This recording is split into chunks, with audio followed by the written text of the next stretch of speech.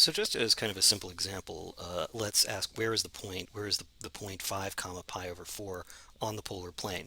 So the understanding, of course, is this is a polar point. This is a point given in polar coordinates. Recall that we write polar coordinates as r comma theta.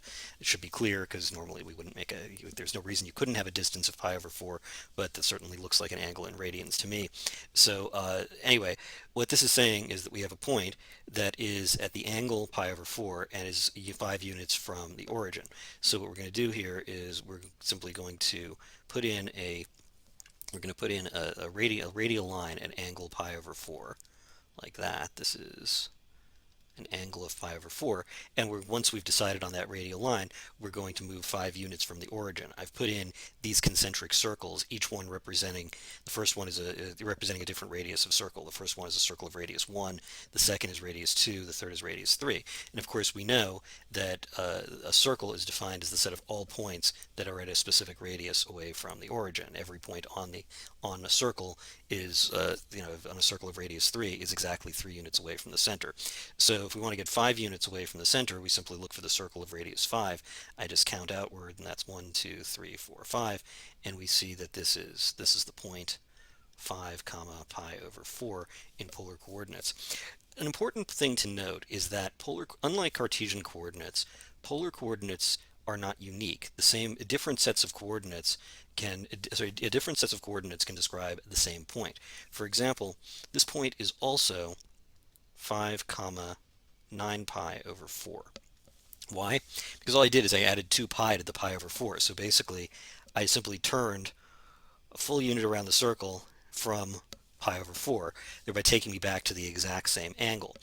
The thing that might be a little bit surprising is that this is actually also the point negative 5 comma 5 pi over 4. Now why is that? Because if instead I had gone to this angle here, which is an angle of 5 pi over 4, and let's suppose that I walk negative units in the direction of that angle. Well, you should be familiar with the idea that if I walk negative some number of units, it's like walking in the opposite direction. So if 5 units would have taken me out to here, then negative 5 units just takes me backwards. In other words, if this line is supposed to be headed out that way, walking 5 units would take me out to there, so walking negative 5 units takes me back up to here, so that's the same point. And of course, I could have described this angle itself, I could have described that as negative 3 pi over 4, which means that the same point is also negative 5 comma negative 3 pi over 4. Again, this is the angle negative 3 pi over 4. It takes me to this line here. Once I discover that that's the direction of the angle, I walk negative 5 units in that direction, or in other words backwards, and it takes me finally back to this point. So these are actually 4 different ways that I can describe the same point in polar coordinates.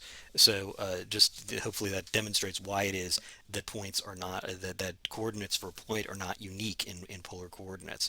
Finally, I just wanted to indicate how you would describe the point, what we can generally consider to be the origin, the center of the polar graph. This is the point. We normally write this as 0, 0. In other words, turning 0 radians and walking 0 units away from the center.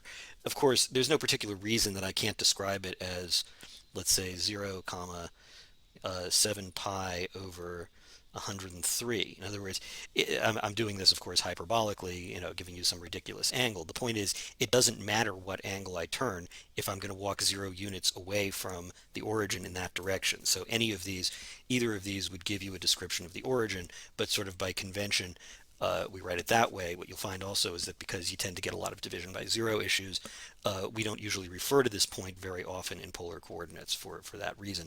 So but you can't, if you have to describe it, the conventional way to describe it is just 0 comma 0.